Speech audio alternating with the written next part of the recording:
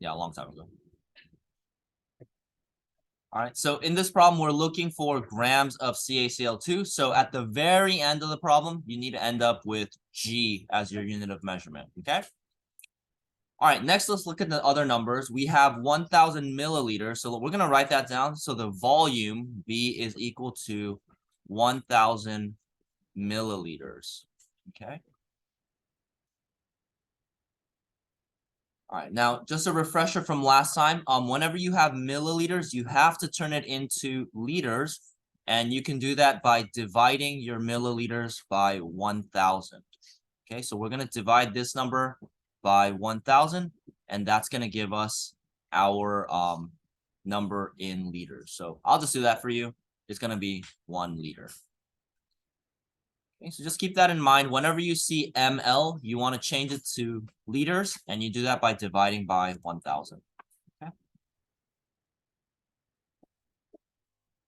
All right, and then the last number that we have in the problem, this is going to be the molarity. So the molarity is equal to 0.2. Okay. And so now we have everything that we need in order to solve this problem. Okay. Okay, but I'll pause right there. Any questions on any of these numbers? Writing them down. We're just kind of taking into account what we have before we start the actual math.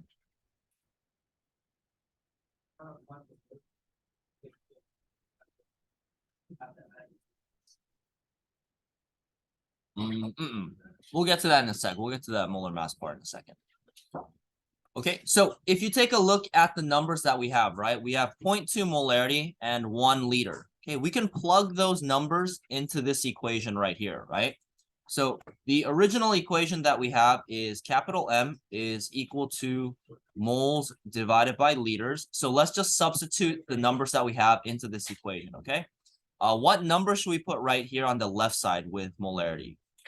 Yeah, 0.2. Okay, 0.2 molarity.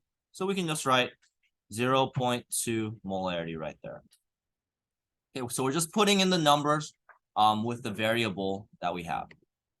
Okay. So between the other two, moles and liters, which number do we have, moles or liters? Yeah, we got liters. How many liters do we have? Yeah, just one right here. Okay, so we can put 1 liter on the bottom. Okay, and what that means is, in this problem, we are looking for moles, because if you guys remember, we can turn moles into grams by using the molar mass.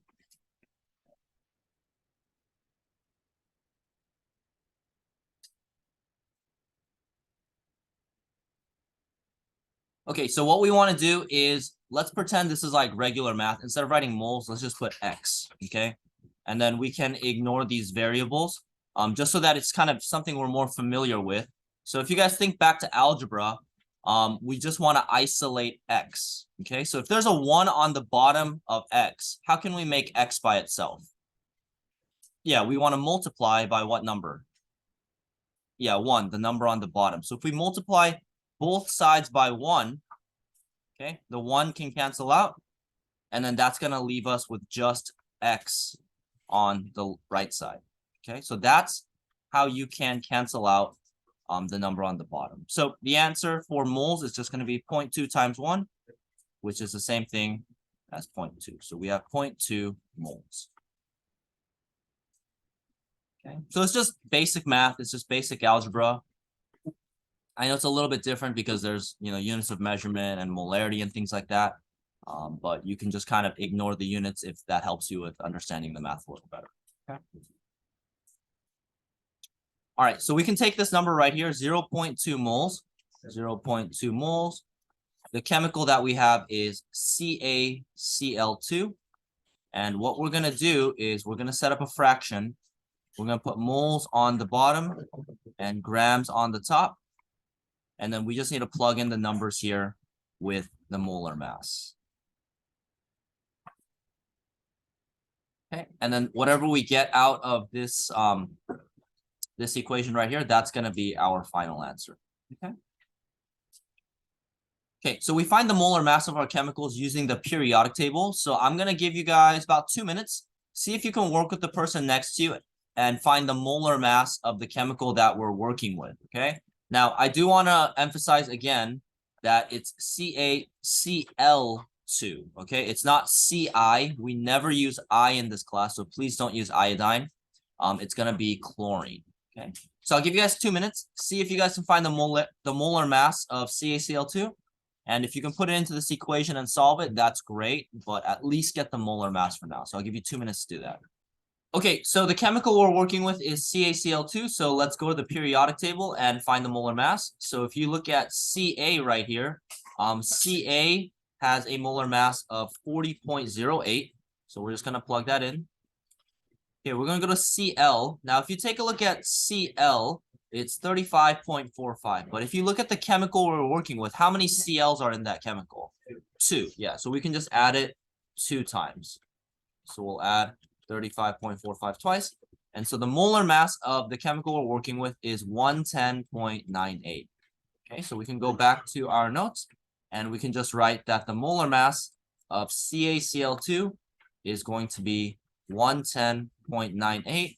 And the way that we write it is grams in 1 mole. Okay. All right, so from there, it's very simple. We just need to plug it into this fraction, and then we'll be all done. So what number should we put on the top of the fraction right here? Yeah, 110.98. The reason why is because we have G on the top. 110 is next to G, so we just keep it with each other. And then on the bottom, we put 1. If we do that, the moles can cancel out with each other, and we have just grams left over. And so we just do top divided by bottom. So 0.2 times 110.98. And then your final answer should be 22.196 grams of CaCl2. Okay. That's going to be it. That's how you would solve that problem. What's up? Yeah, so we're going to punch in the starting number, 0.2, into the calculator. And if you look at 110, it's on top of the fraction, right? All the numbers on the top we multiply. So we're going to multiply by 110.98. And that's how we get there. Yeah, all the numbers on the top you multiply and we divide by the bottom. So technically you do divide by 1, but it gives you the same number, so we can skip that step. Yeah, same thing as a stoichiometry for the math. Yeah, good question. Any other questions?